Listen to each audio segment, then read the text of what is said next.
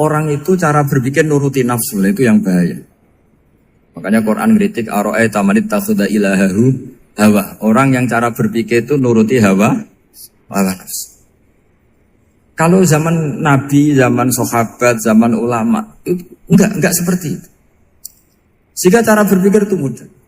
Makanya kata Nabi, absyiru ya ma'syaral muslimin, kata. Kamu harus senang ya ma'syaral muslimin.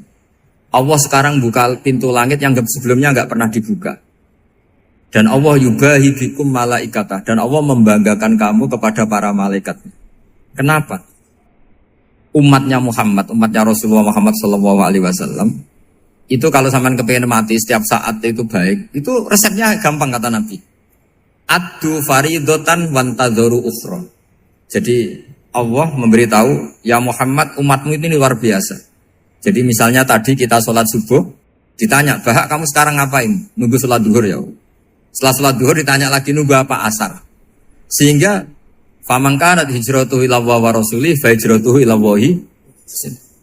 Jadi kalau ya sudah ini tak ijazahkan. Kalau setelah sholat subuh nunggu apa? Duhur. Setelah duhur nunggu. Sehingga ketika kita mati itu statusnya penunggu sholat. Tapi kamu kan enggak miskin. Kenapa? Penunggu kaya. Nah, itu enggak masuk surga itu. Penunggu kemapanan. Berarti kan menunggu sesuatu yang seleranya nafsu. Beda kalau penunggu sholat. Berarti kamu di dunia menunggu ritual ibadah. Maka di antara ijazahnya Nabi apa? Addu faridotan wantadzoru ukhra. Melakukan satu fardu. Kemudian kita menunggu tugas berikutnya. Jadi niati saja setelah subuh nunggu apa? Duhur. Setelah duhur, meskipun kita di perapatan, apa? Nunggu asar. Ya. Tapi ya asar betul, jangan nunggu tok pas asar ndak. Jadi sebetulnya umat ini gampang sekali. Jadi di antara kebanggaan Allah, yubahi itu Allah bangga dengan malaikatnya adalah umat ini adalah addu faridotan wantadzoru ukhra. Melakukan satu fardu, kemudian menunggu fardu yang lain. Dari mengkhidmati kampus, ingin mengkhidmati masyarakat. Dari satu masyarakat lokal Semarang menjadi sampai sekarang, sampai Banjarmasin, Unisula mau bikin kampus di sana, terus gitu. Dari satu tugas ke tugas yang lain. Makanya Islam diajarkan setelah satu tugas selesai, faida faruhtafan so. Jadi sehingga hidup kita itu dinamis. Dari satu kebaikan menunggu kebaikan lain, dari satu kebaikan menunggu. Sehingga hidup kita ngapain? Nunggu satu kebaikan. Ini sudah masuk faman kanat hijratuhu ila wa rasulih, fa hijratuhu ila wahi wa rasulih. Sehingga bayangkan kalau kita direkam Allah, Gusti kula ampun mati nak dereng sugih. Wis melarat puluhan tahun. Sakit, nunggu sesuatu sing sifatnya nafsu, kok pengen sugih. Sugih tok aja cukup. Tahu buruh wong sing tahu ngenyek ndekne lho, itu kan urung-urung wis dendam. Saya belum mau mati sebelum kaya dan buruhkan orang yang pernah melecehkan saya. Wis ngono akhirnya mati urung sugih. Berarti wis fakir matine hasud. Mau itu ngenes dunia akhirat kan kira-kira seperti itu. Kamu santai aja kalau fakir berarti meringankan hisab karena ada banyak harta. Yang mau dihisab papanya, enggak punya apa-apa. Jadi saya mohon sekali ya, Islam itu mengawal kebahagiaan. Sebab itu sampai bahagia itu menjadi perintah Islam, kul bi fadlillah wa bi rahmati fa bidzalika falyafrahu. Karena dengan bahagia bi taat diharapkan orang Islam itu tidak bahagia atau cari kesenangan lewat jalur apa maksiat. Sehingga ciri utama wali apa? Ala inna auliya Allahi la khaufun alaihim walahum yahzanun. Sehingga ulama dulu itu rileks-rileksnya. Termasuk yang saya ceritakan tadi, Imam Ahmad, Imam Syafi'i, itu melihat apa saja rileks. Ya tadi kalau disenangi orang ya barokah, punya kawan kebaikan. Nak dineng ya barokah dineng di gedingi tonggo rada utang, ranjuk tulung gitu. Jadi rileks saja. Masyhur itu Imam Syafi'i ngendikan, waman asaa ilaika faqat atlakoka. Orang yang berbuat buruk sama kamu, hakikatnya adalah membebaskan kamu. Atlako itu apa? Membebaskan. Enak gak jadi hidup gitu? Kalau kamu kan enggak, kok gedeng aku salahku apa? Malah kamu ujub tuh, orang kok gak tahu salahnya. Kamu jadi suami, istrinya ngomel, kurang apa saya sebagai suami? Ya kurang banyak, ndak ganteng, ndak kaya, ndak ini. Malah kalau diterangkan malah parah toh. Ya sudah rileks saja. Kalau dia ngomel ya tadi, alhamdulillah dapat pahala tanpa apa? Biaya. Terus ngomel kan butuh energi, paling yang tidak kuat 3 jam. Nanti juga berhenti apa? Terus ambil nilai positifnya. Misalnya ngomel sama suaminya, bagus lah. Kalau ngomel sama tetangga malah kayak apa gitu aja udah. Jadi ulama dulu itu gampang sekali melihat hidup. Rasulullah ya gitu, melihat hidup tuh gampang saja. Ketika tanya, ya Aisyah apa ada sarapan? Tidak ada ya Rasulullah, ya sudah saya tak puasa. Jadi enteng saja.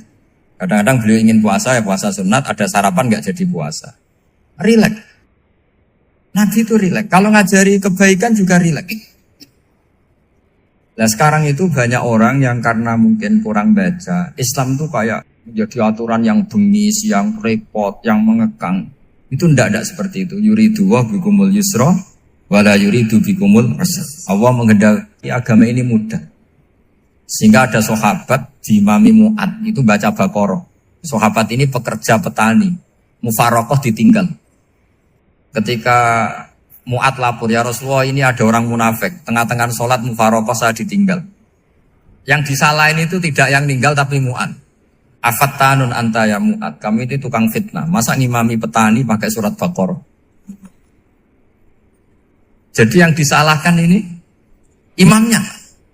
Kalau kamu jadi imam, sholatnya ya yang cepat. Makanya terus banyak orang kecepatan karena tadi.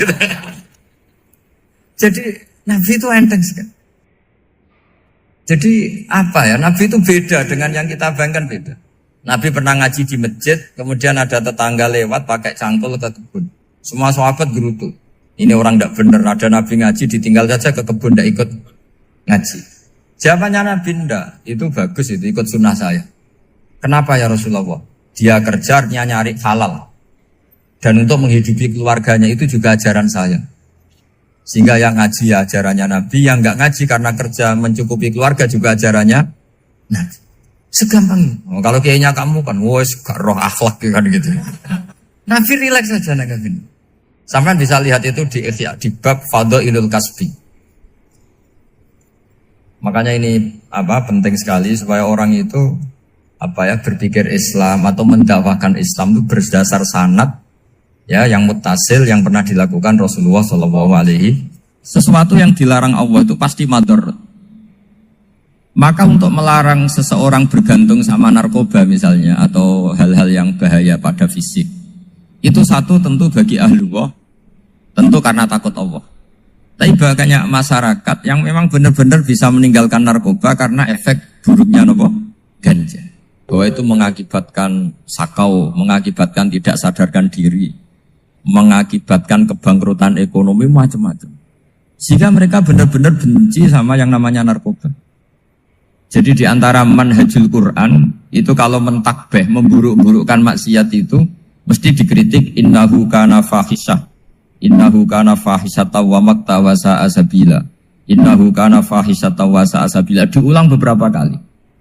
Sehingga dibutuhkan kecakapan untuk menganggap satu hal yang buruk itu fahsyah, sesuatu yang enggak rasional, sesuatu yang tidak positif, sesuatu yang pasti berdampak negatif.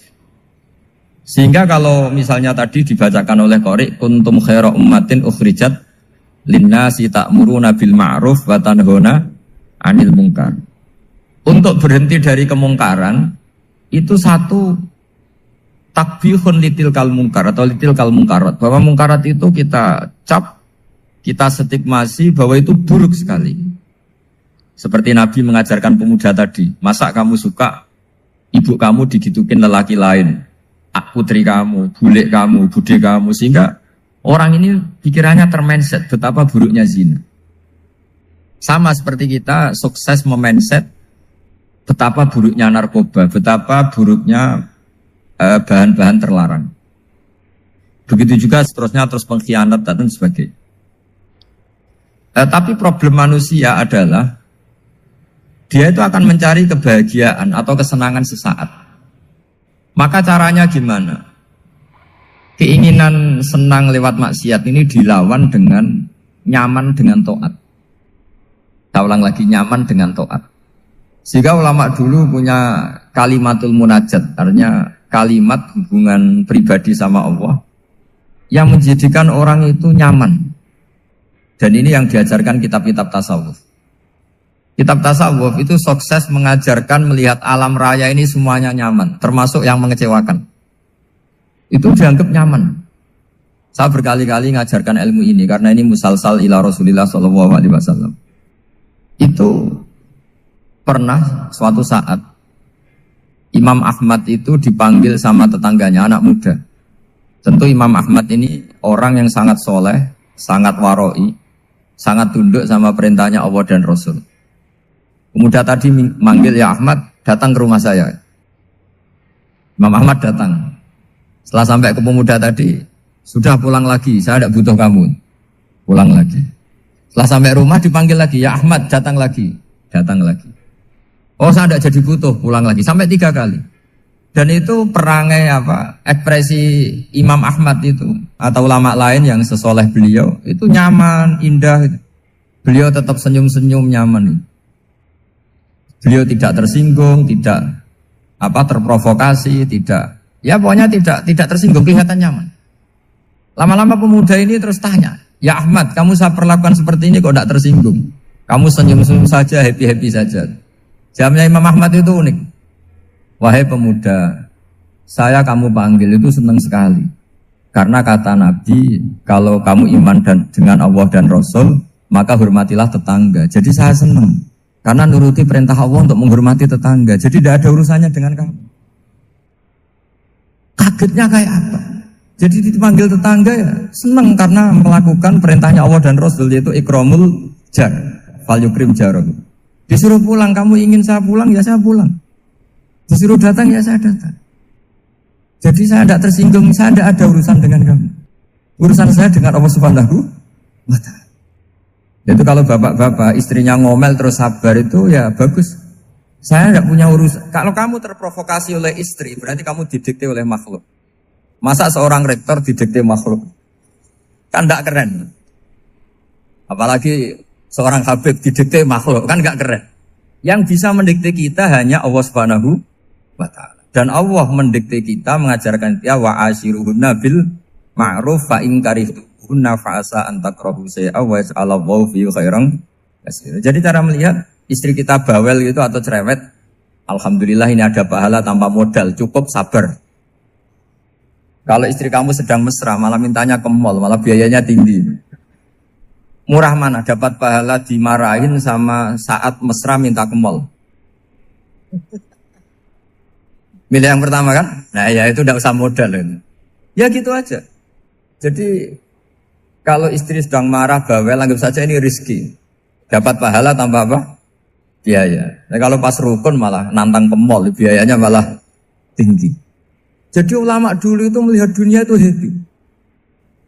Pernah Imam Syafi'i dikasih tahu, orang yang tadi nyium tangan kamu ya, itu di rumah menghujat Anda. Jadi dia sopan hanya di depan Anda, kalau di luar menghujat Anda. Jawabnya Imam Syafi'i lucu. Ya baguslah. Yang cerita ini kaget. Kenapa bagus ya Aba Abdillah? Kalau manggil Imam Syafi'i ya Aba Abdillah. Ya berarti saya masih wibawa, di depan saya tidak berani katanya. Jadi dipandang enteng saja. Jadi kalau kamu di depan kamu istri kamu tidak berani belanja, tidak ada kamu belanja banyak, anggap saja Anda wibawa. Jadi enteng saja. Pernah Imam Syafi'i dikasih tahu, separuh dari kampung Anda itu gak suka kamu. Ya bagus lah. Kenapa? Oh nak rukun malah bakal utang katanya gitu. Kira-kira yang utang itu yang rukun apa yang neng-nengan? Yang rukun. Jadi enteng saja. Masyhur itu makalahnya Imam Syafi'i. Waman asa'a ilaika faqad atlaqaka. Orang yang berbuat buruk sama kamu berarti membebaskan kamu. Kalau saya sedang nenengan sama Habib Hasan Toha Putra, beliau naik Alphard gak nawarin saya sah karena baru nenengan. Tapi kalau sedang rukun malah harus repot mana? Rukun sama ndak rukun? Repot rukun sebetulnya. Jadi Imam Syafi'i itu happy saja. Kalau sedang rukun sama tetangga ya dianggap rukun itu satu kenikmatan. Sedang nggak rukun ya dianggap satu kenikmatan. Jadi orang dulu itu serilek itu melihat dunia. Kalau kita kan enggak, ego. Wah saya ini suami kok dimarahin istri. Wah ini egonya bangkit. Padahal egonya bangkit itu ada kebodohan di situ. Yaitu seorang rektor didikte seorang istri, seorang makhluk. Apalagi kalau Anda daftar wali itu tidak akan jadi wali. Ini wali kok tunduk sama makhluk. Karena didikte apa? Makhluk. Maka Imam Ahmad ketika tetangganya bully gitu ya santai saja, beliau happy. Ketika pemuda tadi iskal janggal, kenapa kamu gak tersinggung ya Ahmad? Memangnya saya harus tersinggung gimana? Kan tak panggil tidak jadi, tak panggil tidak jadi. Hei pemuda, saya ini tidak punya urusan dengan kamu. Saya nuruti kamu karena perintahnya. Saya senang melakukan perintah Allah, harus berbaik sama kamu. Sampai 3 kali. Ajarkan Muhammad atau katakan Muhammad pada umatmu. Sebaiknya atau seharusnya mereka hanya gembira dengan melihat fadlnya Allah dan rahmatnya Allah. Ini harus kita pahami mulai dari konstruksi yang paling pokok, yaitu akidah. 2 ahwal. Ahwal itu 1 perilaku sosial. 3 mutamimat, sesuatu yang tidak pokok, tapi kita butuhkan dalam mengawal hidup ini. Saya beri contoh, itu sampai maksiat, itu karena cari kesenangan. Misalnya baru penat itu, ingin seneng, ada orang yang macam-macam lah, ingin melihat maksiat, apa itu pornografi, apa nyabu, apa macam-macam. Itu sebetulnya agama punya konsep yang luar biasa, yaitu seharusnya seseorang itu gembira. Gembira dengan ketaatan. Lalu pertanyaannya caranya gembira gimana? Gembira itu mudah. Jadi misalnya kamu sujud sama Allah Subhanahu wa taala. Terus cara berpikir begini. Ini sekaligus ijazah. Cara berpikir begini. Ya Allah, ini kata Sayyidina Ali, kafani izzan an akuna laka abdan wa kafani fakhron an takuna li rabban. Ya Allah, betapa sialnya saya andaikan saya jadi budak dari makhluk yang sama. Misalnya sampean itu seorang kiai atau rektor atau doktor atau orang terpelajar, kemudian kamu jadi budak atau hamba dari makhluk yang setara. Betapa hinanya saya. Maka kata Sayyidina Ali, ya Allah saya ini cukup bahagia, cukup bangga karena jadi budak, jadi hamba dari zat yang super atau yang maha super. Ini kok Allah Subhanahu wa ta'ala. Sehingga ada kebahagiaan yang luar biasa karena menjadi hambanya Allah Subhanahu wa ta'ala. Setelah bangga dengan jadi hambanya Allah, maka kita akan malu. Malu misalnya kok saya bahagia itu nunggu melihat pornografi, melihat maksiat. Itu terus menjadi malu. Kenapa saya bisa didikte oleh hal-hal seremeh itu? Ya, kita malu karena didikte oleh hal-hal yang seremeh itu.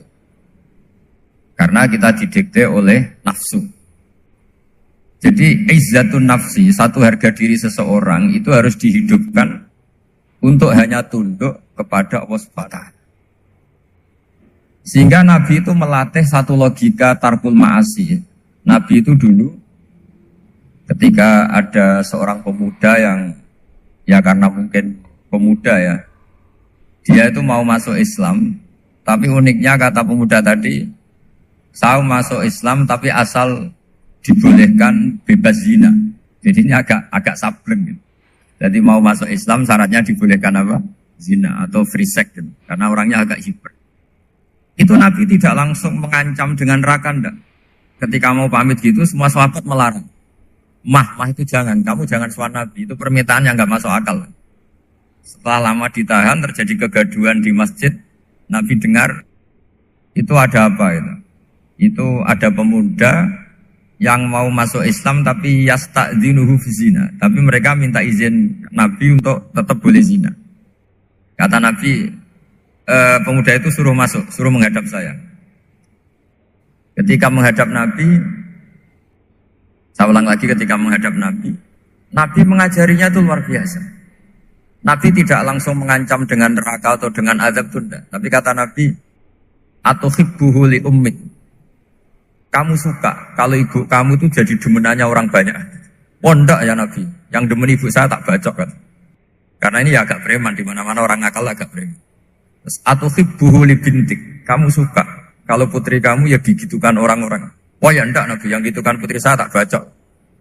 Atau hibbuhu li kholatik. Kamu suka kalau bule kamu digitukan. Atau hibbuhu li ammatik. Kamu suka kalau saudara bapak kamu digitukan.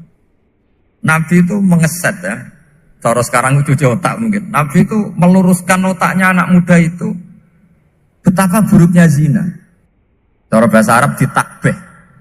Betapa buruknya zina. Kamu suka kalau korbannya ibu kamu, putri kamu, bude kamu, bule kamu. Sehingga orang itu matur ya hasbuka ya Rasulullah, ini sudah cukup. Saya tidak pernah melihat sesuatu seburuk zina. Jadi fa'al qawwa fi qalbihi bughda zina. Kemudian Allah meletakkan di hatinya, menanamkan benci zina. Sehingga akhirnya pemuda tadi menjadi iffah, menjadi menghindari zina. Artinya begini ya, ini mungkin yang lolos dari para kita sebagai dai, kita tidak belajar banyak tarbiyahnya Rasulullah Shallallahu Alaihi Wasallam. Jadi kalau kita benci maksiat, itu jangan hanya ditahdzir, ditakutkan neraka itu enggak. Jangan hanya itu. Tapi di logika.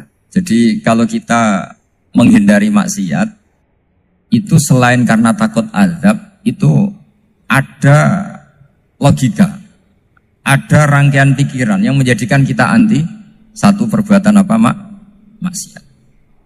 Jadi misalnya gini ya, kira-kira ginilah kalau contoh gampang itu. Ada orang gitu ya, nyanyi dengan pakaian yang mungkin pornografi gitu. Mungkin pemuda-pemuda ingin melihat itu, tapi bisa diobati gini. Kok enak dekne mergawe kok tak bayari, aku kehilangan duit. Meskipun dengan logika yang agak serampangan, yang penting menjadi kita ini punya harga diri untuk tidak tergantung hal-hal seperti itu. Sehingga Nabi itu cara menggambarkan tadi mulai atau hibbuhu li ummik, kalau ibu kamu jadi demenannya orang lain. Pemuda tadi bilang yang demen ibu saya mau saya bunuh. Ditambah lagi atau hibbuhu li bintik. Bagaimana kalau korbannya putri kamu, bule kamu, bude kamu. Sehingga terus si pemuda tadi betapa buruknya zina. Betapa murahnya zina. Akhirnya pemuda tadi al-qawwa fi qalbi bughda zina. Terus kemudian pemuda tadi itu sangat membenci dengan apa? Berzina. Nah, pikiran-pikiran seperti ini harus kita tanamkan. Harus kita tanamkan supaya orang itu benci melakukan maksiat karena satu memang takut sukhtuwah, takut dibendu Allah atau dibenci Allah. Dua, memang logika kita mengarahkan tidak maksiat. Saya beri contoh ya betapa pentingnya mindset ya, cara berpikir. Orang itu menjadi kikir itu karena nganggap hidup itu lama dan uang itu penting. Kalau zaman Nabi itu sederhana kalau melihat hidup ini. Pernah suatu saat Nabi itu punya jatah makan. Karena Nabi itu hidupnya juga pas-pasan. Jadi Nabi itu unik. Beliau di satu sisi kaya raya. Bisa ngurmat Abu Hurairah, Ammar, Suhaib. Ashabu Sufa itu dirawat Nabi semua. Itu kan kaya, bisa ngerawat sekian orang. Tapi di sisi yang lain untuk pribadinya beliau miskin. Kadang nggak bisa makan hari itu. Tapi di saat yang sama bisa merawat Ahlus Sufa. Jadi keliru kalau orang hanya cerita Nabi itu miskin, untuk makan dirinya aja susah. Itu keliru. Kelirunya kalau tidak diteruskan, tapi Nabi mampu menghidupi ahli sufah. Singkat cerita jatah makannya Nabi itu dikasihkan orang ketika Nabi tanya, ya Aisyah, makanan jatah saya di mana? Oh ya Rasulullah, tadi ada orang minta tak kasihkan, maka makanan itu habis. Apa kata Nabi? Kamu salah Aisyah. Yang kamu kasihkan itu justru yang masih. Ya yang kamu kasihkan itu justru yang masih. Sehingga Nabi menganggap, makanya Nabi terus ngendikan, ya kalau mukhatabnya lelaki ya kira-kira begini. Wahallaka min malika illa ma akalta fa'afnaita walabista fa'ablaita. Terus hanya wa tasaddaqta fa'abqaita kata Nabi. Harta kamu ya kamu makan kemudian ke WC jadi kotoran atau punya pakaian mewah nanti rusak. Wa tasaddaqta fa'abqaita. Ada yang kamu sedekahkan yaitu yang abadi sampai akhir. Sehingga banyak pengusaha yang mencintai saya setelah tak ajari hadis itu, misalnya punya uang 1 miliar karena dia spekulan atau pedagang rawan bangkrut, disedekahkan ke masjid 50 juta, yaitu yang abadi. Jadi kalau suatu saat bangkrut, dia masih punya uang 50 juta di akhirat. Jadi Nabi itu mengajari sedekah itu apa? Ya sedekah itu pengabadian uang. Kalau kita kan enggak, bilang sedekah itu nguras uang. Itu pikirannya setan, dan pikirannya orang Islam. Itu cara berpikir setan, bukan cara berpikir umat apa. Sehingga Sayyid Ali Zainal Abidin itu kalau ada orang minta, kemudian beliau ngasih, itu beliau bilang gini, marhaban biman hamala zati ilal akhirah. Matur nuwun nggih jenengan sing beto sangu kula nate. Jadi dianggap teller saja. Orang yang minta uang beliau itu dianggap tukang nyatet bank ini. Karena sudah ditabungkan. Ya sudah. Kalau kita kan enggak, wah pengemis tuh ganggu gini-gini. Kecuali pengemis profesi ya mungkin kita agak-agak enak. Mari zaman akhir tuh ada pengemis apa? Profesi. Jadi repot teman. Terus tak beri contoh lagi kebahagiaan ketika kita milih Islam moderat. Islam kita diajarkan guru-guru kita, utamanya oleh guru kita Mbah Maimun. Saya juga sering ketemu beberapa ulama dunia, termasuk Habib Umar. Saya juga ikut sowan ke sini pas beliau sama Habib ini Hasan Toha Putra di sini sama orang-orang moderat. Itu cara berpikir juga luar biasa indah. Beliau pernah cerita ya, beberapa ulama lah, banyak yang cerita itu. Saya pernah diceritani seorang alim ketika ada orang ekstremis itu mau ngebom di tempat maksiat. Kebetulan yang maksiat itu kebanyakan ya orang Islam. Karena di negara yang mayoritas Islam. Ditanya sama Syekh Sa'rawi. Syekh Sa'rawi itu mufassir top di mana? Mesir. Ini mau tak habisin karena mereka orang Islam kok maksiat terus. Terus ditanya sama Imam Sa'rawi. Laumatu ala khini ma'asihim aina masiruhum. Kalau mereka mati dalam keadaan maksiat, mereka kemana? Ya ilanar, mereka pasti masuk neraka. Terus ditanya sama Imam Sa'rawi, wahal masiruhum ilanar muradun nabi amla. Punya umat maksiat kemudian mati masuk neraka, itu yang diinginkan Nabi apa enggak? Ya tidak aja. Ya sudah, enggak usah dibom, ditunggu tobatnya kata-kata. Karena kalau mati dalam keadaan itu ke neraka dan itu tidak yang diinginkan Rasulullah Sallallahu Alaihi Wasallam. Terus ekstremis ini menjadi tobat, tidak berpikir ekstremis mas. Jadi orang itu harus berpikir mindset yang baik. Meskipun kadang berpikir baik itu ya agak-agak kacau. Ada seorang wali majdub itu kalau berdoa agak kacau, tapi nggak bisa dibantah. Masyhur itu doa itu. Ini sekaligus ijazah, tapi kalau sebelum wali nggak boleh. Itu datang ke makamnya Rasulullah SAW. Terus doanya itu begini. Ya Allah, sekarang terserah engkau. Ya Allah, sekarang terserah engkau. Jika saya kamu jadikan orang soleh, jika saya engkau jadikan orang soleh, maka surra habibuk, maka kekasihmu ini senang. Yang susah musuhmu yaitu setan. Tapi kalau engkau menjadikan saya orang fasik, maka yang susah kekasihmu, yang senang musuhmu. Jadi kan punya dua pilihan itu. Wah itu kan doa tapi kayak teror itu. Ya jadi berdoa di Raudhah. Wah itu pasti mandi itu karena agak-agak maksa Tuhan itu. Ya Allah, engkau punya dua pilihan. Jika saya jadi orang soleh, maka kekasihmu ini senang. Musuhmu yang susah yaitu setan. Tapi jika saya jadi orang fasik, maka musuhmu yang senang, kekasihmu yang susah. Mohon terserah jenengan, mau menyenangkan kekasihmu, apa menyenangkan musuhmu gitu. Kira-kira gimana? Kalau tertarik boleh doa itu dipraktekkan. Tapi kayaknya kalau copy paste itu gak keren, apa? Jadi dulu orang itu muamalah sama Allah dan Rasul itu rileks. Rileks itu nyaman karena ya tadi qul bi fadlillah wa bi rahmati fa bidzalika falyafrah. Sehingga Imam Izzuddin bin Abdissalam itu ngendikan innalladzina yarmunal muhsanatil ghafilat. Di antara kebaikannya ibu-ibu atau mbak-mbak ini harus berstatus ghafilat. Perempuan-perempuan pelupa. Ghafilat itu pelupa. Pelupa dari kenikmatan maksiat sehingga mereka dengan taat. Misalnya ada ibu-ibu atau mbak-mbak atau juga bapak-bapak tahajud, kemudian nyaman dengan tahajud itu. Kira-kira terbersit enggak ingin maksiat? Enggak kan, karena sudah nyaman dengan tahajud, dengan taat. Maka dibutuhkan kenyamanan dalam beribadah. Sebab itu ala bidzikrillahi tatmainnul qulub. Makanya saya termasuk kiai yang setiap ngaji itu happy, seneng. Karena ini untuk kampanye, seneng dengan ngaji, dengan taat itu sudah luar biasa. Kayak apa kalau mereka senengnya kalau nunggu melakukan maksiat. Jadi termasuk bentuk perlawanan kita terhadap maksiat adalah usahakan kamu tuh bahagia, senang dengan taat.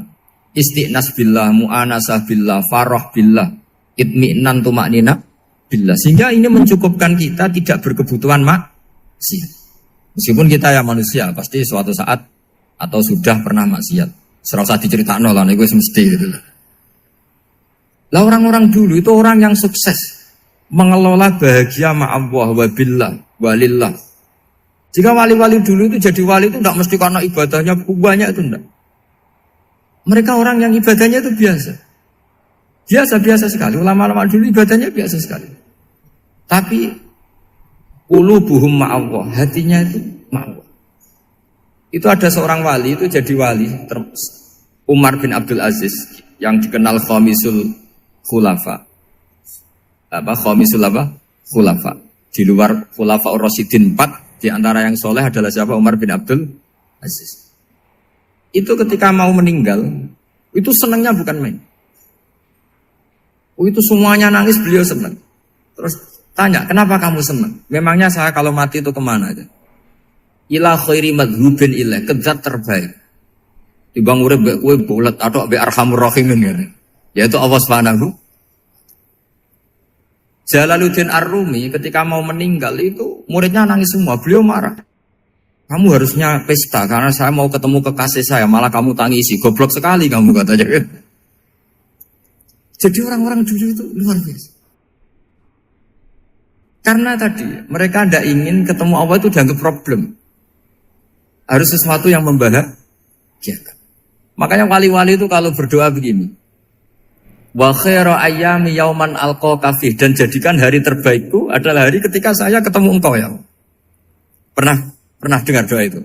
Wa khairu ayyami yauman alqa kafih, dan hari terbaikku adalah hari saat ketemu engkau.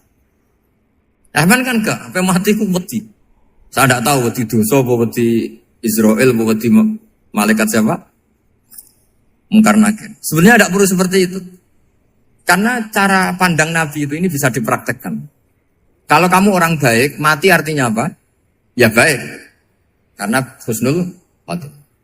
Kalau kamu orang yang buruk, itu kata Nabi, anggap saja mati itu akhir dari keburukan kamu. Nah, aku urip terus, malah maksiat terus.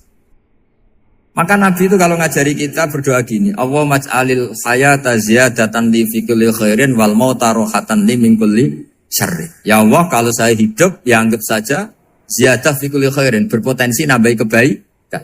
Kalau saya mati, anggap saja ini akhir dari segala keburukan. Maka saya berkali-kali, banyak tradisi ulama-ulama NU, ulama-ulama pesantren, ya ada hanya NU, pokoknya ulama-ulama alim. Itu kalau ada orang mati, orang nakal gitu mati, ini saya gitu. Itu hadirin mesti gak terima. Wapi enang itu orang nakal. Tapi dipaksa sama kiainya, saya gitu. Lama-lama dipaksa. Saya gitu. Padahal yang hatinya kiai, wis ra iso maksiat meneh, wis saya gitu. Karena dengan mati berarti saya sudah tidak bisa maksiat lagi. Jadi Nabi melihat hidup dan mati itu segampang itu. Kalau al-hayata ziyadatan li fi kulli khairin wal mauta rohatan li min kulli syarr. Coba kita ke depan itu kan ada potensi zina, potensi korupsi, potensi maksiat. Yang bisa menghentikan potensi itu apa coba? Mati ya, udah pintar dia. Sudah maju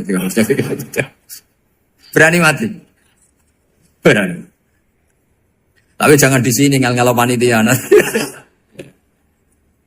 Artinya yang selama ini kita risau dengan kematian, dengan apa? Nabi ngajari kita tadi. Allahumma maj'alil hayata ziyadatan li fi kulli khairin wal mauta rohatan li min kulli syarr. Ya Allah, jadikan hidup ini sebagai bekal menambah kebaikan, dan suatu saat kalau saya mati, semoga itu akhir dari segala keburukan. Jadi artinya Nabi itu ngajari kita itu positif terus. Sama seperti ulamanya tadi. Nak lagi rukun mbek tonggo ya sanggep ae kanca keapian. Nak nenengan ben ra utang ngoten. Dadi pokoknya penak terus itu. Nak bojo lagi ngamuk alhamdulillah gak ngajak blonjo. Nak pas rukun ya alhamdulillah kok lagi rukun. Jadi gampang semua. Makanya ada seorang alim itu ngendikan begini, ada yang tanya. Saya tuh dulu ketika kaya, teman saya sering main ke saya. Setelah saya miskin gak ada teman-teman yang ke saya.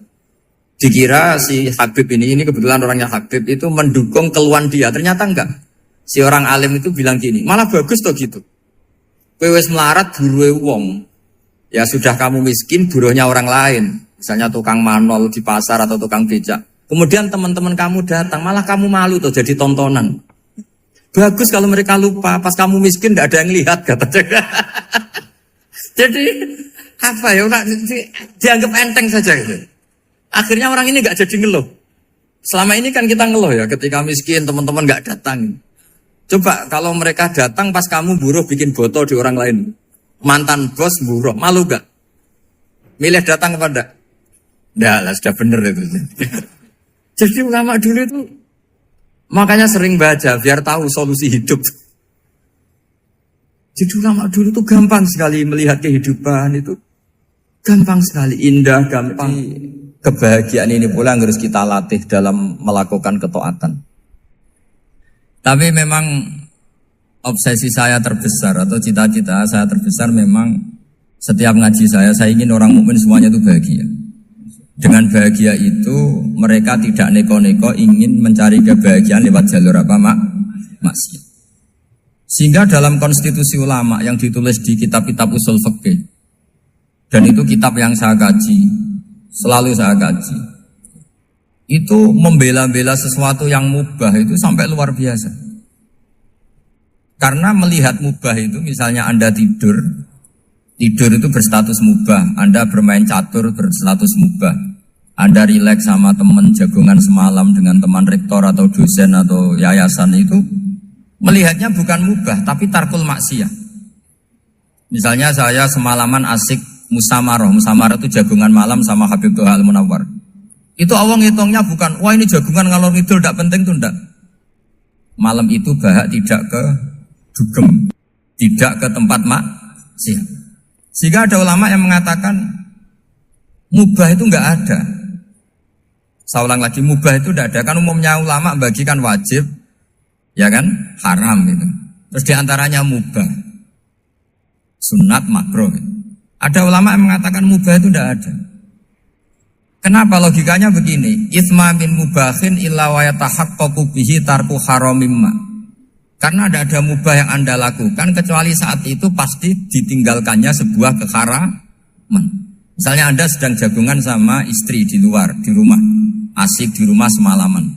Mungkin bahas hal-hal yang ringan. Mungkin melihat sinetron atau apa yang ringan.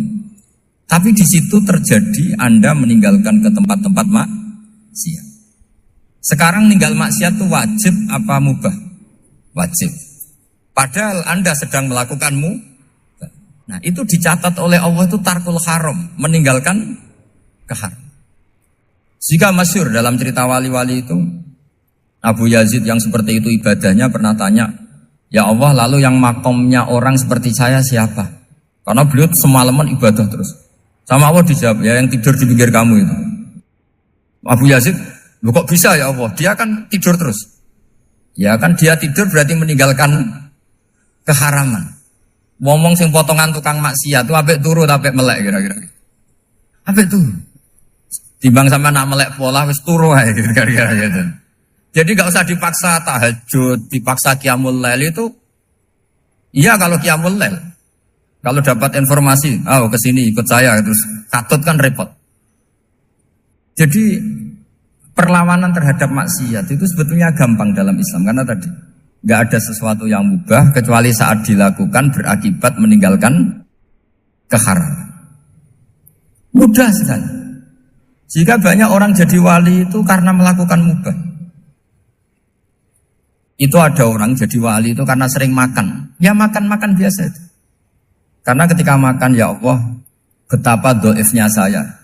Katanya saya presiden, katanya saya rektor, saya kiai. Ternyata kalau nggak makan tuh lemes.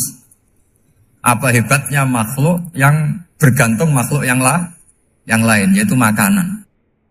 Nah karena seperti itu terus dia al-laja ilallah, terus dia sungkeman ning Allah. Betapa lemahnya saya. Sebab itu ketika Quran mengkritik dan dengan tanda kutip kemungkinan Tuhannya Isa bin Maryam, itu ngeritiknya sederhana Quran itu. Mal masih ibnu Maryam illa rasul qad khalas min qablihir rusul wa ummuhu siddiqah kana yaqulanit ta'am. Isa itu tidak Tuhan, wong dia makan. Kamu kebayang enggak misalnya punya Tuhan, wah tadi Tuhan mampir ke rumah saya, dia lemes. Setelah tak kasih makan sehat lagi gitu. Itu kan enggak kebayang. Tapi Tuhan marung di rumah saya, lemes tak gratisin, kayaknya enggak punya uang gitu. Setelah makan wah gairah lagi. Kebayang enggak punya Tuhan seperti itu. Sehingga Quran kalau gojlok sederhana, karena yakulanit Tuhan. Sehingga wali-wali itu kalau makan itu sadar lemahnya dirinya, betapa dirinya tergantung makanan. Sesuatu yang tergantung itu artinya tidak hebat, tidak Tuhan. Jadi untuk menjadi wali, untuk menjadi dapat ridhonya Allah itu sebenarnya sederhana. Termasuk ada cara jadi wali yang agak kacau, tapi ini ya benar, asal niatnya benar. Misalnya Unisula besar, ya kurang besar lagi. Kita sudah punya uang, kurang banyak uang lagi. Itu Nabi Ayub, itu kan seorang nabi. Pernah diuji, oh ini ada di Sahih Bukhari. Nanti kamu tanya, hadisnya Sahih enggak? Ini ada di Sahih Bukhari. Kadang orang kota itu aneh. Enggak ahli hadis tapi tanya, Sahih enggak? Padahal anda kan dibodohi Sahih, ya ngandel saja. Jadi kadang ya aneh. Oh enggak tahu kok tanya. Itu Nabi Ayub itu sudah kaya, pas itu sudah kaya. Bukan cerita yang masih miskin, memang sudah kaya. Beliau di kamar dihinggapin satu belalang dari emas. Setelah belalang itu dikejar, ternyata yang jenis itu banyak, semuanya dari emas. Ngambil sana sini, ini yang kesak ini dipenuhin, saku ini dipenuhin, sampai banyak. Sama Allah digojlok. Kamu itu Nabi saya. Kenapa kamu mengumpulkan harta sebanyak itu? Kamu itu Nabi saya kok rakus? Jawabannya Nabi, ya Allah, siapa yang bisa kenyang dari rahmatmu? Gitu. Ya, jadi kalau kamu punya uang 1 miliar, kok ingin 1 miliar 100, ingin 1 miliar 200, itu cara ngitung bukan uang. Ya Allah, siapa yang bisa kenyang dari rahmatmu? Karena rahmat Allah tidak terbatas, sudah Gusti tenang saja. Meskipun saya gini, rahmat Anda tidak akan habis. Sehingga waroi ada ilmunya, tomak juga ada ilmunya, termasuk ragus itu juga ada ilmunya. Misalnya begini, ini contoh ragus yang ada ilmunya begini. Ini saya beri contoh. Mungkin yang boleh niru orang-orang soleh, kalau nggak soleh jangan. Imam Syafi'i ini cerita nyata. Imam Syafi'i itu dulu ketika ngaji masih muda itu nggak suka sama guru yang kaya. Kebetulan dia punya guru miskin terus. Namanya Sufyan As-Tsauri, itu miskinnya Masya Allah. Sufyan bin Uyainah juga miskin. Jadi dia miskin, punya guru miskin terus. Sehingga idolanya ya sama guru-guru yang miskin. Suatu saat guru-guru ini menyarankan dia ngaji Imam Malik. Imam Malik itu kaya raya. Itu babutnya Imam Malik, kalau diinjek itu mata kakinya tidak kelihatan, saking halusnya. Kalah, Indonesia lah kalah. Imam Malik itu gaya. Kalau ngaji di kursi tinggi terus pakai bukur itu, pakai jubah Arab yang mahal itu. Pokoknya mewah kali Imam Malik. Terus dia mulai ini kiai kok kaya. Kemudian setelah beliau alim tanya, saya harus ngaji siapa setelah ilmu jenengan habis kira-kira gitu. Kata Imam Malik, sudah kamu tidak usah perlu ngaji saya, kamu sudah alim alama. Terus Imam Malik datang ke Baki. Zaman itu Baki itu semacam kayak rentalan ya, semacam Grab lah kalau dulu. Mana kafilah yang mau ke Irak? Ya sudah terus. Oh kita mau ke Irak. Ini antar ke Muhammad bin Hasan As-Syaibani. Itu dibiayai sama Imam Malik. Grabnya ya dibayarin, itu kafilahnya itu ya dibayarin. Imam Syafi'i disangoni surrotan min dhahabin. Jadi satu kepes uang dikasihkan. Itu pernah tak hitung semurah-murahnya itu sekitar 60 juta. Imam Syafi'i mulai mikir, kiai yang saya kritik lomo, sing kiai miskin tak puji, gak pernah ngamal kan, tentu orang miskin. Setelah datang ke Muhammad bin Hasan As-Syaibani, beliau itu pakar usul fikih, muridnya Abu Hanifah. Beliau al-usuli, pakar usul fikih. Itu Muhammad bin Hasan As-Syaibani itu kalau ngitung emas, itu di ruang tamu. Uangnya miliaran, emasnya banyak. Dari kota ini dipindah ke kota ini. Mas, kalau ngitung di ruang tamu. Bukan di kamar, di ruang tamu. Imam Syafi'i tambah kaget. Imam Malik kayak gitu sudah saya soal, malah ini kaya raya. Setelah Imam Syafi'i kelihatan kaget, digojlok sama Muhammad bin Hasan Asyibani karena beliau senior. Atak jabu min hadza, kamu aneh melihat ini? Iya. Kenapa? Ulama kok kaya raya. Terus kata Muhammad bin Hasan, ya sudah, uang ini tak kasihkan orang-orang fasik, binti demenan, nyabu, macam-macam. Oh jangan, nanti dipakai maksiat. Pun jenengan mawon sing sugih. Semenjak itu Imam Syafi'i rubah mindset. Jadi kalau kampus ini ingin akreditasi A, ingin mulia, ingin apa? Kamu ridho kalau yang punya prestasi seperti itu adalah orang-orang fasik. Ridho enggak? Enggak kan? Maka didoakan ini. Nah itu namanya berpikir secara usuli. Kamu jangan hanya nuruti karena berpikir waroi terus kamu benci kekayaan. Bukan, tidak bisa seperti itu. Karena pangkat dan kekayaan ketika dikelola secara kesolehan maka akan menjadi energi positif yang luar biasa. Semenjak itu Muhammad bin Hasan Asyibani berhasil mendidik Imam Syafi'i. Sampai akhirnya keterusan Imam Syafi'i berpendapat kalau orang Islam bisa bikin rumah tingkat kok punya rumah reot itu haram. Akhirnya keterusan. Kalau bisa jadi bupati kok jadi ketua RT juga haram. Karena al-Islam ya'lu wala yu'la alaih. Islam itu luhur bukan bisa diluhurin. Sehingga rata-rata orang Syafi'iyah termasuk kiai-kiai Indonesia itu rata-rata ya agak-agak politikus. Ya agak-agak kedonyan, mungkin sebagian kedonyan tenan gitu. Karena gak ridho gitu loh. Kalau kesempatan itu dikuasai orang fasik kemudian menjadi kekuatan maksi. Coba kalau bupati itu orang yang fasik, kemudian programnya supaya rakyat seneng semalaman dangdutan yang purno misalnya, supaya rakyat seneng dibolehkan dugem, dibolehkan judi. Tapi kalau yang jabat orang soleh kan ada beberapa perda yang menolak penyakit apa? Masyarakat. Jadi kamu jangan melihat bahwa kepangkatan ini hanya sebagai alat korupsi, alat otoriter, enggak. Asal kena orang soleh maka ini menjadi energi kesolehan atau energi positif. Sebab itu ketika Allah muji para nabi yang soleh, diantaranya disifati apa? Faqad ataina ala Ibrahim al-kitab wal hikmata, terusannya wa atainahum mulkan azim. Dan Nabi Ibrahim dan keluarganya tak kasih kerajaan yang besar. Nah sekarang masih banyak orang yang cara pandang ngapain bikin unisula yang megah, ngapain berambisi punya akreditasi A dan sebagainya. Menyoal seperti itu salah secara usul fikih.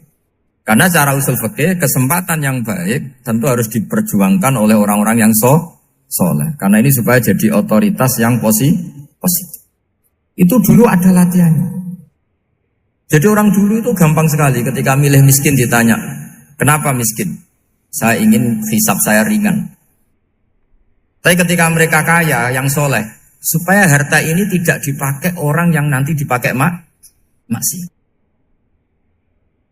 Kita misalnya orang soleh mau pangkat, karena kita ada ridho, kepangkatan itu dipegang orang maksiat, kemudian menjadi energi maksiat. Begitu juga seterusnya. Maka ulama dulu itu rileks. Sampai Nawawi Al-Bantani itu nanti bisa dicek di tafsir. Qul hal yastawil ladzina ya'lamuna wal ladzina la ya'lamun. Beliau muji-muji ulama. Kemudian ada seorang yang agak hasut mungkin. Tanya begini. Hebatnya ulama itu begini-begini. Terus ditanya, tapi kenapa kita sering melihat ulama ngantri proposal di rumahnya bupati gitu. Sementara bupati enggak pernah datang ke ulama ngaji ihya. Jawabannya Imam Nawawi itu unik. Ya karena ulama itu tahu gunanya uang, sehingga nyari uang untuk pondok, untuk masjid. Sementara bupatinya tidak tahu gunanya ilmu, maka tidak pernah ngaji. Jadi ya ringan saja. Jadi ya sudah seperti itu. Jadi kalau ada ulama kedonyan, anggap saja karena tahu gunanya uang. Jadi kenapa ulama ngantri di kabupaten, bukan bupati ngantri di ulama? Jawabannya karena ulama tahu gunanya uang, sementara bupatinya nggak tahu gunanya ilmu. Kira-kira gitu lah. Ada ustadz tidak ganteng, kesensem rondo cantik, karena tahu gunanya ustadz itu. Artinya tahu gunanya kalau saya nikah nanti punya anak jadi gus, kan dia kiai gitu. Tapi rondone raro gunanya dia karena miskin gitu. Jadi ulama dulu itu rileks. Rileks menafsirkan apa saja itu rileks, termasuk saat terpojok. Itu rileks. Karena semuanya dianalisis pakai ilmu. Sehingga ciri utama wali itu apa? Ala inna awliya Allahi la khaufun alaihim walahum yahzanun. Enggak ada rasa takut, enggak ada rasa gampang. Karena melihat sesuatu itu gampang saja. Saya ulang lagi, melihat sesuatu itu gampang saja, ringan. Oke, semoga barokah. Assalamualaikum warahmatullahi wabarakatuh.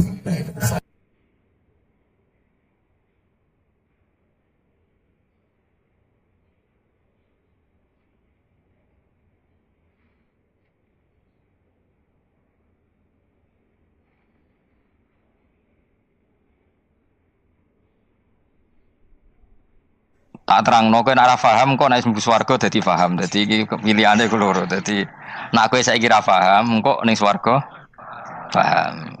Nek saiki paham kesuk ben bun neraka dadi ra paham. Dadi mun ra usah direncana mlebu napa? Neraka wae mlebu dhewe ra usah direncanakno mun. Dados ngeten nggih, dados ahli swarga ya kurang penggawean, pancen salat wis ra wajib, ora ono pilpres, gak ono apa dadi kurang penggawean. Ahli swarga niku saking kurang penggaweane iku jagungan. Dadi misale kula Mustofa Ruhin jagungan. Piye enak ning swarga? Ya enak. Zaman ning donya piye? Terus cerita, saya itu punya teman ateis. Saya punya teman komunis yang ketika pertemanan dengan kita sering menghina kita karena kita ini percaya adanya hari kebangkitan. Teman saya tuh sering melecehkan idza mitna wa kunna turaba wa idzaman aina lamadinun. Masa kita sudah jadi debu, jadi tulang belulang, kemudian kita akan dibalas amal-amal kita. Jadi singkat cerita, ini nunjukno nak wong soleh oleh kancanan wong dolim. Ya ini catatan ya bahwa orang soleh itu zaman ning dunya oleh kancanan wong napa? Dolim. Buktinya yang soleh ini masuk surga. Kemudian kenangannya punya teman ateis. Zaman di dunia punya teman apa? Ateis. Entah temannya itu teman kerja atau teman kantor. Tentu tidak teman dalam akidah. Mungkin akidahnya tetap kita Islam, mereka ateis. Tapi teman, entah faktor kantor, entah faktor profesi, entah faktor kerabat. Tapi yang jelas si orang penduduk surga ini punya kenangan, kami dulu punya teman ateis. Ini kanali korin.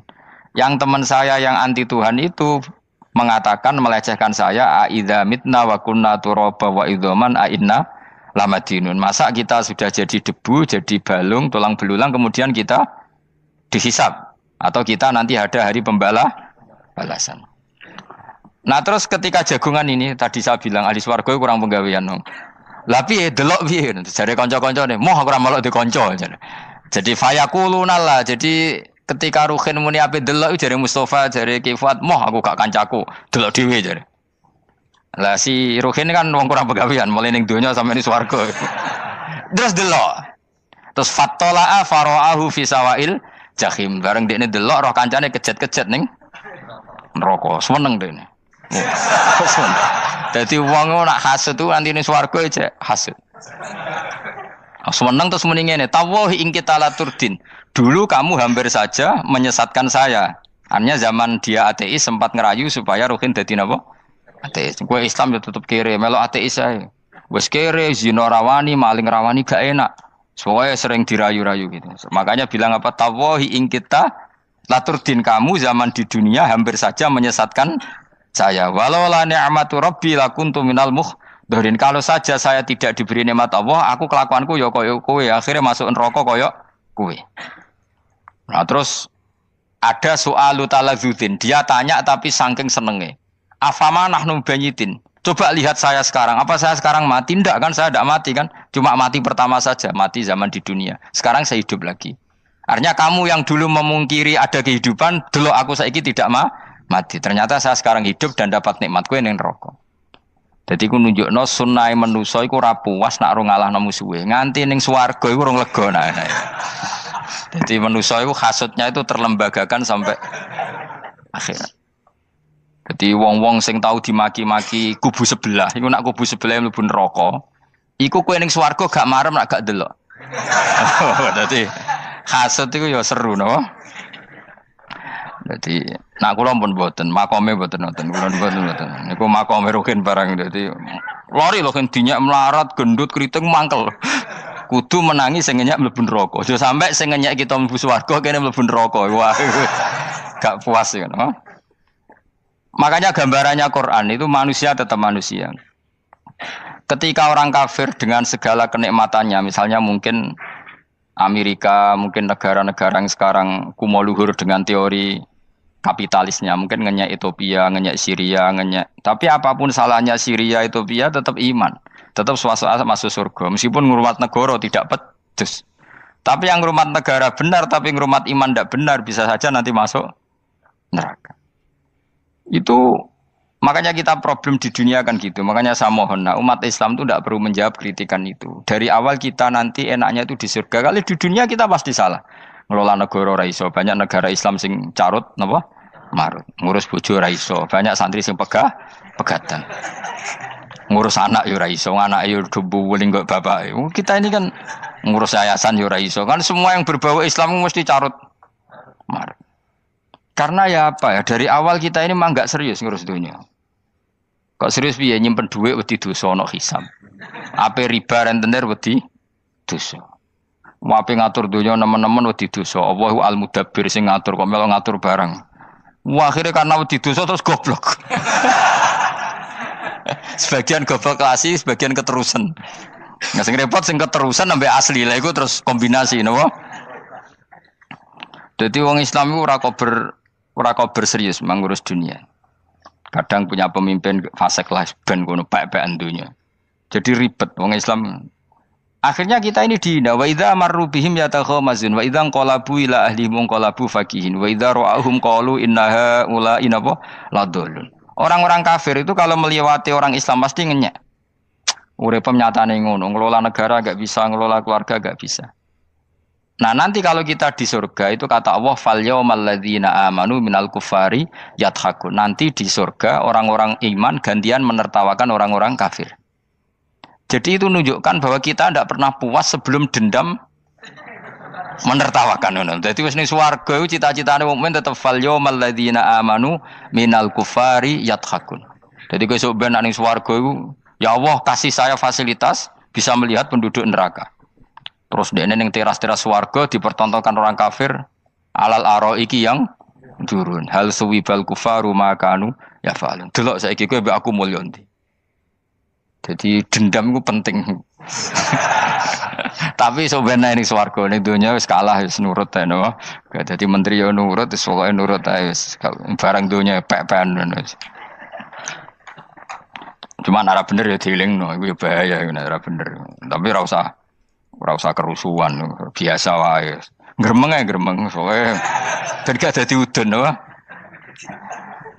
Katanya memang gitu, orang emosi nak diempet tuh dadi udun, dadi wis satok gremeng.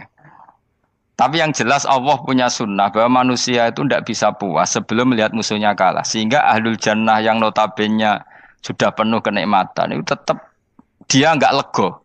Enggak lego kalau enggak tahu nasib orang yang dulu menghina dia. Makanya ini peringatan bagi kita bahwa kita berteman orang tidak soleh di dunia itu boleh. Buktinya tadi ahli surga ketika jagungan cerita saya punya teman ateis yang selalu mencibir saya, katanya nanti nggak ada hari kebangkitan. Lalu teman ateis saya sekarang di mana?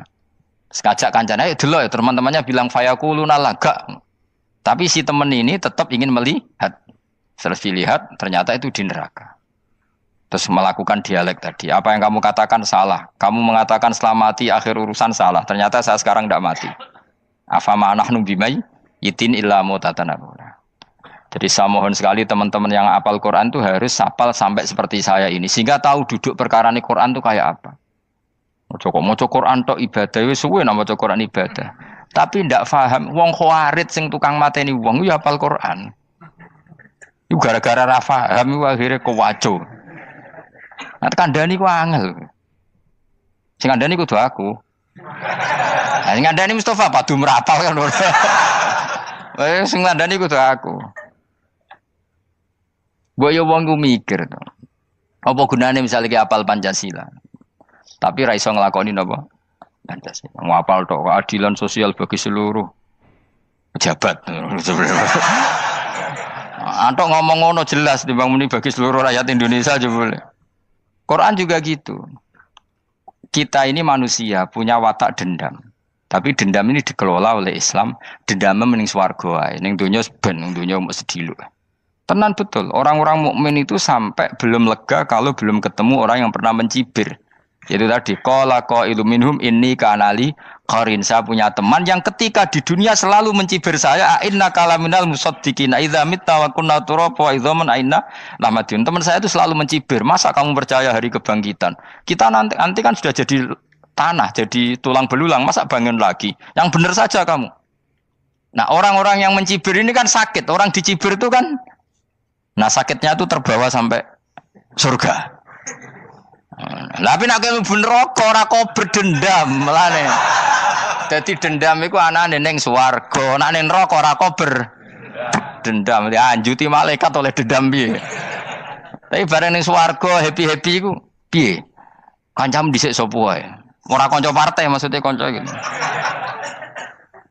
Ya dadi sok nek ning swarga musa-musamu delok. Jebule swargane sak dhuwurmu. Lane jogeman musaya aku demen isin besok ben.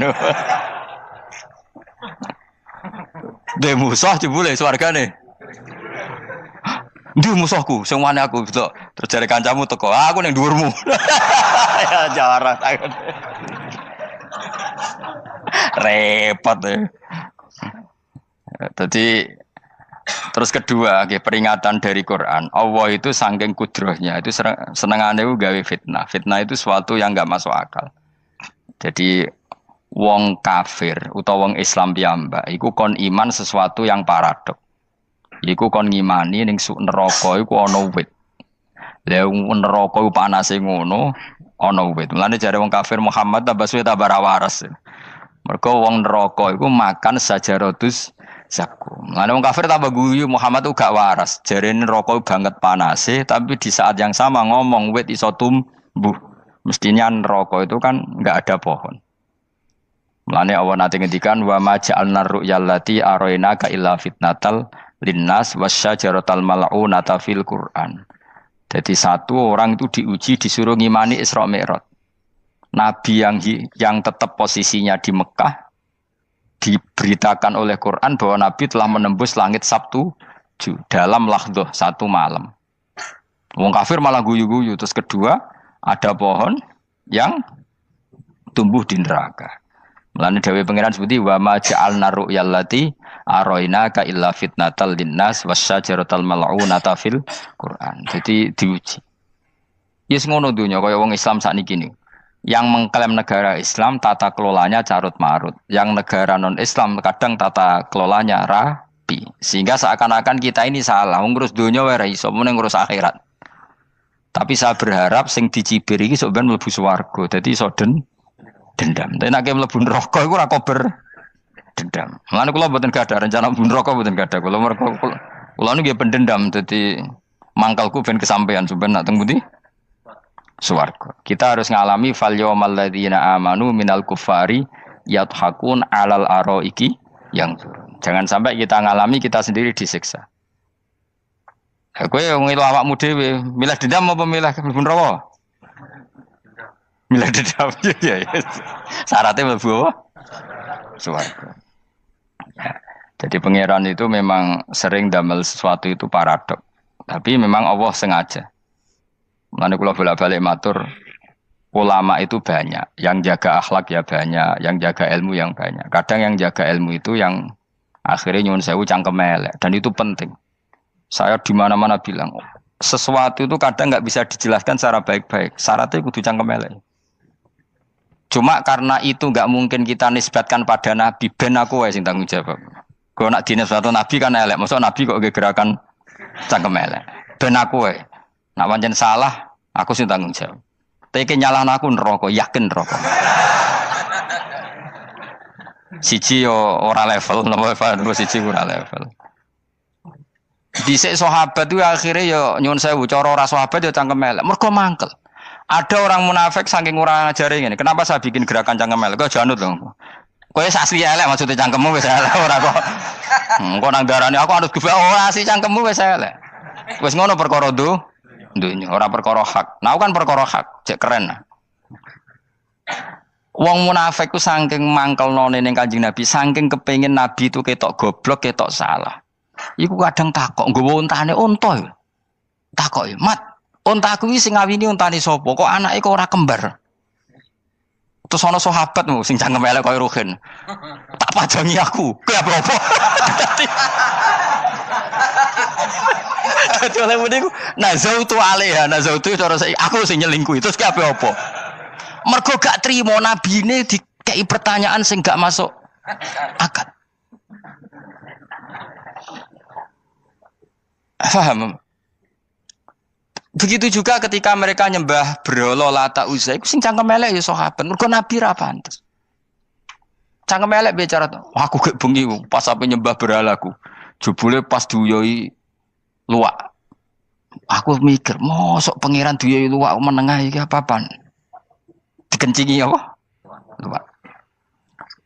Ada lagi orang Bedui, orang munafik tanya, "Muhammad, idda'aita annaka utiyal wahya. Kamu tuh mengklaim kamu dapat wahyu. Sekarang unta saya hilang. Lalu posisi unta saya di mana? Kamu idda'aital ghaib. Kamu mengklaim tahu barang ghaib. Sekarang unta saya di mana?" Sahabat akhirnya kecangkem, tak colong apa-apa pokoknya. Pergamane. Pokoknya butuhnya mangkel lo, padha mangkel lo nih. Mergo gak trimo Nabi ini nggo pertanyaan-pertanyaan yang tidak mendidik, yang menyudutkan. Yang paling parah mau nazautu alaiha. Yo aku sing nyelunggi wae apa-apa. Nah sama misalnya orang kafir bilang orang Swiss lebih bahagia timbang orang orang Ethiopia. Orang Eropa lebih bahagia ketimbang orang Syria. Kamu harus bilang kata siapa? Coba ukur. Kita yang miskin, kita yang tidak menteri, kita yang tidak siapa-siapa. Andai kan ditimang kebahagiaan kita dengan menteri tidak mesti kalah. Mereka juga punya atasan yang mengganggu kan. Kue jadi buruh majikan ya tersita oleh atasan, menteri ya tersita oleh atasan. Kebebasannya ya ada yang tersita. Wayai pengen turu harus ngantor, wayai kepengen mangan harus rapat. Kamu ya tersita pe mangan ra kelar. Ya sesuai tersitanya macam-macam kan. Semua itu kita sama kok. Ada yang sesuatu yang kita tidak kesam, mereka juga sama ada sesuatu yang tidak. Ya. Sebenarnya pola hidup itu kan sama. Dan itu kadang-kadang yang jadi aman kadang-kadang mau cangkem elek sing iso jawab. Tapi saya ulang lagi itu enggak mungkin kamu nisbatkan kepada Rasulullah karena Rasulullah itu ahsanan nasi khalqam. Tapi ulama ben tetep ngene iki. Sing kaliber lho ya. Sing kira-kira cangkem elek tetep keramat kok kula lah minimal kaya kula. Kulo nu cangkem elek tetep keramat. Kowe sopan ora keramat ora ana ilmune kok. Entekno sopan ora ana pengaruh ya. Entekno sopan tetep keramat aku, yakin keramat aku. Baik kowe sopan lah ya. Ora ana ilmune apa-apa. Sopan yo keliru, cangkem elek yo keliru, urip yo keliru, mati yo keliru, pokoke kadung keliru. Ana ulama diomongi, "Pak Yai, kalau neraka itu kalau setan dari api, kemudian setan disiksa api kan sejenis, susahnya apa?" Kiai ini mangkel terus ngambil segenggam tanah di sawur ora ini. Loro Yai, jare ke kota tanah, kena tanah kok loro. Enggak bisa seperti ini diberi penjelasan baik-baik kan. Setan itu kok geni Pak Yai, jare disiksa di neraka kan enggak apa-apa, sama-sama api. Kiai ini ngambil tanah sawur ora ini. Barang mau sakit Kiai, jare kota tanah, kena tanah kok sakit. Hanya jangan katakan kalau setan dari api kena api enggak sakit. Coba kamu kasih penjelasan baik-baik. Ngapunten nggih, umpami jenengan nggih. Ngapunten lho niki. Ngapunten lho nggih, umpami jenengan nggih. Ngapunten lho nggih. Kesuwen. Umpami jenengan kena tanah sepundi iki mboten napa-napa, kena tanah kula biasa ya. Kan kesuwen. Dene mbok sawuri raine. Terus keliliben. Padahal materi manusia dari tanah, ternyata kena tanah sakit. Makanya dendam itu penting, tapi tadi loh ya, bukan dalam konteks dunia ning swarga. Allah iku wis gawe manusa iku duwe dengan tanda kutip dendam tadi. Dekne tetap gak terima. Orang yang dulu menghina saya iman, kemudian orang itu di surga gak terima. Makanya diberi hak untuk melihat bahwa temannya masuk neraka. Melane fattola'a fara'ahu fi sawail jahim. Kemudian temannya dilihat, kemudian temannya di neraka. Dan belum berhenti dendamnya di sini. Dia ngomel-ngomel, tawahi ingkit talaturdin. Kamu kan yang hampir saja menyesatkan saya. Jadi wong swarga nak ngomel ya ora lega. Ayo milih swarga apa milih dendam? Dendam. Jadi mulane ngaji ben kero, dadi ben lega apa? Dadi kowe kudu dendam kan. Kowe mbek wong sugih-sugih kudu dendam. Jute gak dhisik sugih, saiki sugih aku jebule sing mbok dendami swargane sak dhuwur. Pancet wong sugih menangan.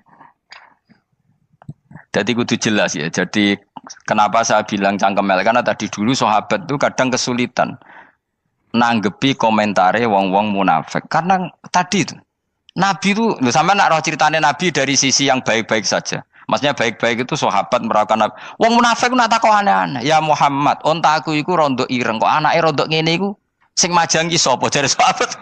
Aku wae apa. Wong urusan onto kok ditakokno ora. Dadi niate nglecehno Nabi, Nabi takoki urusan. Lah kula misale kiai, alim alamah tukang maca jalan takoki, "Gus, jare rugen kula gak ada kucing, Gus."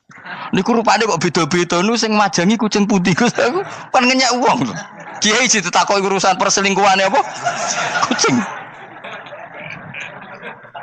Bukan Nabi dikono mesti sahabat. Aku terus kabeh apa? Ono sing ontane ilang, Muhammad kamu mengklaim tahu barang gaib. Lalu onta saya sekarang hilang di mana? Itu saya sahabat tak jupuk. Maksudnya sahabat tadi agak nyolong mangkel wae. Cara aku zaman sahabat kok menangi Nabi. Sing ilang ontamu, Nabi mbok takoki. Wong kowe sing diunta ora iso njaga malah Nabi wong liya mbok takoki. Cok goblok. Enggak mungkin seperti ini kita baik-baik saja. Jajal misalnya ke sopan, ngapunten nggih, Nabi sukani hak mikir ya. Malah kumo luhur kan? Nabi kasih waktu untuk meditasi. Kan malah gak kasil sopan ngene iki. Unta-unta mudik takono Nabi lah gak wis ora melok di dunya kan lebih gampang. Gampang di cangkem melek cangkem apik. Jawab. Gampang cangkem melek. Makanya dulu mulai sahabat, ada sahabat kayak Umar, kayak Khalid bin Walid itu jagani wong sing ngene iki. Masyhur. Ana wong munafik neh takok, "Muhammad, kamu betul Mi'raj?" "Iya." Sayyidina Ali diparani takok ya. "Ali, sikile mangkat sitok diangkat. Angkat loro-loro ora iso." Ngono jare kancamu iso. Mergo artine terbang kan kakinya terangkat semua. Sayyidina Ali karena wong pinter nganggep iku guyu tok Sayyidina Ali. Bareng takok Umar, kan dekne kepengen mengalahkan Nabi dan mengalahkan Ali. Terakhir ning Umar. "Mar, kowe iso ngangkat sikilem sitok." "Teni." Pekno pedang mbek Umar. Kewan iki. Ngono ku ora iso diadepi api-apian. Kok Umar wis ngerti iki ora kena diterangno mbek akal. Makanya saya punya rencana, umpama aku menangi Nabi, itu sangat melek. Nabi ra usah ben tetap ahsana nasi kholqom. Nabi kita selamatkan supaya tetap steril. Masyhur kan, jadi ada orang Yahudi itu membawa kambing mati kan. Wedhus itu mati. "Ya Muhammad, kambing yang mati ini yang bunuh siapa?" Karena Nabi orang tauhid ya Allah. Yang bunuh kambing mati itu Allah. Agamamu ini aneh Muhammad. Yang dibunuh Allah langsung orisinil haram, yang lewat tangan-tangan jahil manusia halal. Itu sing disebut wa kadzalika ja'alna likulli nabiyyin aduwan syayatinal insi wal jin yuhi ba'dhum la ba'din zukhrufal qauli ghurur. Coba cara aku menangi Nabi. Kan nak cara medis kan jelas ya, kan tentu sehat yang disembelih karena darahnya keluar. Tapi mereka ngomong wong orisinil dibunuh wong langsung kok malah haram yang dibunuh manusia. Ini aneh mata agama. Cara aku menangi zaman Nabi, yo no pangan dhewe ngono kowe sing gampang dikira-kira. Tapi ojo Nabi lho sing ngendikan, kowe wae sing penggemar Nabi. Kancang kemelek pantes selain bakat yo ora bakal dadi nabi wis. Ya kena muni halal yo pangan tekno. Kan dekne muni halal kan? Ya wis entekno. Ben do mangan apa, Badang. Tapi Nabi kan gak mungkin ngendikan seperti. Tapi sahabatnya dong ngendikan gitu. Mergo yo mangkel ngadepi. Jadi kadang-kadang orang itu gak bisa dikasih penjelasan secara apa? Baik-baik. Ya tapi tadi saya ulang lagi, kita kudu tetap nyelametno Kanjeng Nabi. Yes, mulane ulama itu udah keras masalah bab ngadepi wong fasik itu keras. Masyhur Sidina Ali nanti debat be orang ateis. Ali, kowe sehari terkenal sahabatnya Nabi paling cerdas. Umpama Kowe wis mbok rewangi salat, mbok rewangi poso, kemudian sok ben mati ra ono apa-apa. Terus kowe rugi, mbok rewangi salat, mbok rewangi poso, mbok rewangi takwa, ternyata nanti di akhirat ndak ada apa-apa. Lan aku kan enak ning donya, gak tahu salat, gak tahu poso, jadi nanti kalau gak ada apa-apa kan gak masalah. Aku di dunia gak pernah kebebanan aturan-aturan syariat. Masyhur dawuh Sayyidina Ali. Ingka nama taqulu sidqan atau haqqan takhallasta wa takhallasna. Wa ingka nama aqulu haqqan takhallasna wa ahlakta. Siapa lo di? Jika yang kamu katakan benar, yang lolos tidak hanya kamu, saya pun lolos. Jika nanti di akhirat gak ada hisab, memangnya yang selamat kowe tok, aku lah yo. Selamat dong, bodoh-bodoh ra ono hisab. Ingka nama taqulu haqqan faqad takhallasta wa takhallasna. Jika yang kamu katakan benar, gak ada hisab, maka kamu selamat, saya pun selamat rumangsamu. Tapi jika yang saya katakan benar, takhallasna wa ahlakta, saya selamat kowe rusak. Iku muga Rasidina Ali cangkem elek tapi, muga Rasidina Ali. Muga sing ngomong Ruhin misal. Kan cangkem elek. Karena orang seperti itu ra iso mbok terangno api-apian. Di kampunten nggih mengke delok mengke. Lho delok mengke kesuwen li. Kowe nek mati wae SMS aku malah do ndindi ngomongnya. Maka jawab Sayyidina Ali, jika yang kamu katakan benar, yang selamat tidak hanya kamu, saya pun selamat karena tidak ada apa? Hisab. Tapi jika yang saya katakan benar, maka takhallasna wa ahlakta, saya selamat, kamu rusak. Mulane cara kula wong Islam kudu yakin mlebu swarga. Senajan to pun rokok sik. Saya berkali-kali bilang, kita pun nuruti khawatir. Sebenarnya sholat kita potensi gak diterima Allah karena ada ikhlas. Puasa kita juga gitu. Tapi masalahnya kubu sebelah darani siapapun mati itu masuk swarga. Lan aku kalah iklan iso kalah. Lan aku kampanye paling gampang ngaji swarga, ngaji ra paham yo swarga, go kitab ngalor ngidul yo swarga, modus gaya-gayanan yo swarga. Ngaji mergo mangkel bojo yo swarga. Ngaji nglalekno utang yo swarga. Oh, apa kubu sebelah wae swarga terus bosok kene sing iman kak. Swarga. Soal akhir ki mlebu neraka tak gandani wis enteni sik sabar. Pada akhirnya tetap masuk swarga. Pada akhirnya kapan? 10.000 tahun apa ya ora. Ayo ora kepengin orang lakoni kok. Jadi ini penting ya. Jadi kita harus terbiasa berpikir secara tadi ya. Sarohku sahabat ulama itu nak ngadepi wong fasik itu akhirnya cangkem elek. Mergo kadang penjelasan lebih gampang. Cuma tadi saya ulang lagi, Nabi harus kita selamatkan. Sajane Nabi Ibrahim yang podo parah. Jadi ketika beliau mematahkan semua berhala yang kecil kan kapaknya dikalungkan berhala yang bareng ditakoi. Hem siapa yang melakukan itu? Takono sing nggo kapak, ora nggo kapak. Jare ketuane wong kafir, utekem lho hem wong karuan berhala bukan nakoki, ora karuan iso ngomong, bukan nakoki. Lah utekem ning ndi karuan ora ngomong mbok sembah. Asline berhubung Nabi Ibrahim darane ngendikan, lah sing nyora aku. Lah yo muga iku ora nabi, iku cangkem elek ta cangkem apik. Muga ora nabi lho. Mergo Nabi Ibrahim diutek-utek, utekem lho hemu karuan berhala watu kok kon nako. Jare Ibrahim utekem tak kok karuan watu kok mbok sembah. Iso diterangno api-apian. Ngapunten nggih. Ngapunten sanget niki niku. Kesuwen yakin kesuwen. Lah cuma ke marisiko Nabi ku ya iku nedok sing cangkemmu elek iku. Tapi ora demi hak, demi hadun. Nah lha iku sing mari elek. Apa logikanya? Saiki musuh, dhisik musuh saiki gabung. Kuwi ku barang-barang donya kok mbok soal. Nyoal barang akhirat itu keren apa? Apa susah ning donya nggo sujud, apa susah ning donya nggo ibadah iku keren. Nyoal kok trimo. Dhisik musuhan kok saiki rukun ben donya kok mbok soal. Ben wis jegeman santriku ngono sini-sini aku. Ciri utama wong apik nyebalakno barang donya, tapi nek akhirat seri. Kayak aku mestine paten soalku wis ngaji jalalan kok gak dadi wali ku maksudnya piye? Tak ulang mulai 2005 kok ora alim-alim maksud. Tapi kita wari jawaban tawadhu. Ya tak wari jawaban apa? Karena kita ndak ingin nyaingi guru apalagi melangkai. Ya tak warai ya. Jadi sajane kula saged alim Gus, tapi mboten sae nglangkai guru. Mulane kula nyuwun pangeran tetep bodoh kersane. Kersane tetap sopan, tidak ngelangkai. Setuju ya? Jadi soalnya nggak takoi. 2005 loh kan 2005. Berarti seberang tahun? 14 tahun. Tak takoi dadi mubalek yo ora, khotib yo ora. Krungu kabar Ruhin Wali yo ora. Nuruti kecewa.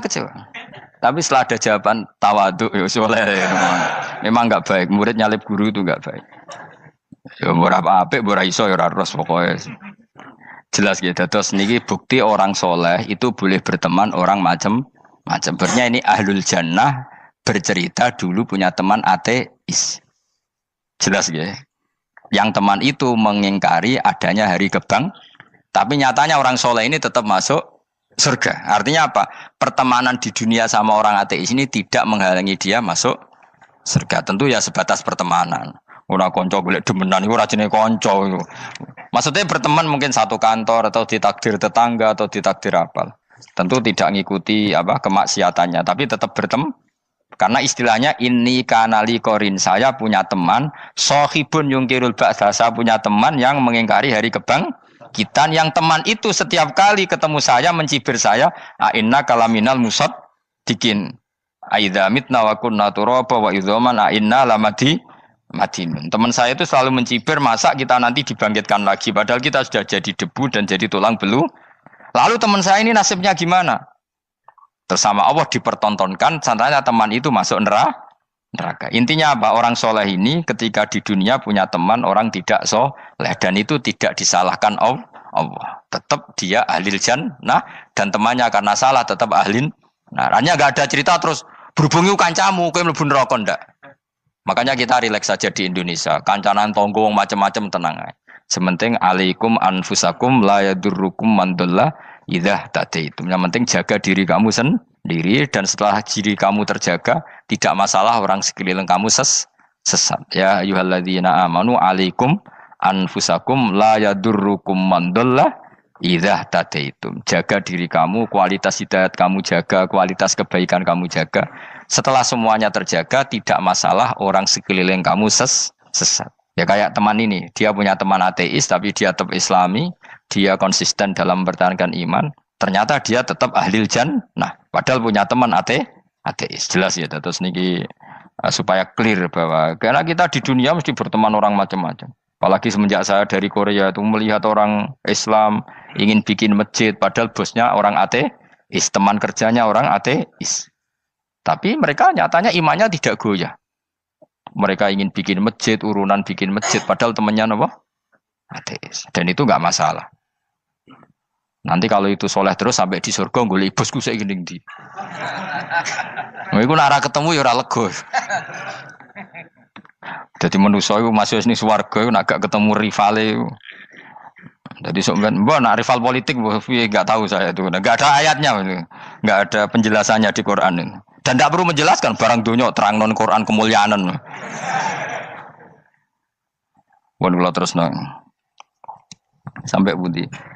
Ka'annahu fa'amal terus budi. Innahum alfau aba'ahum dolin. Innahum satamne kufar iku alfau padha metuki sapa kufar wajadu. Tegese metuki sapa kufar aba'ahum ing bapak-bapak kufar dipethuki dolina khalik sesat kabeh. Nah, mereka itu menjadi kafir karena punya tradisi bapak-bapaknya ya kafir. Terus setelah bapak-bapaknya kafir, fahum mongko te wong akeh ala asarihi ing atase jejak-jejak bapak-bapak wong akeh yurauna iku anut kabeh. Mereka punya bapak-bapak kafir dan kekafiran itu diikuti oleh mereka. Ya sajuna tegese padha ngikuti sapa wong akeh latibaihim maring anut ning abaihim. Fa yasrauna mongko gegancangan to sapa wong akeh ilahi maring ittibail aba. Maksudnya gini, kalau tahu senior kita sesat ya jangan ikut. Mereka enggak, bapaknya sesat nyembah batu, nyembah makhluk. Mereka ikut menyembah batu, menyembah makhluk. Harusnya kalau salah kan enggak perlu diikuti. Jadi kesalahan itu ya kadang ikuti tradisi. Tapi ya tradisi yang seperti itu, kalau tradisi yang baik ya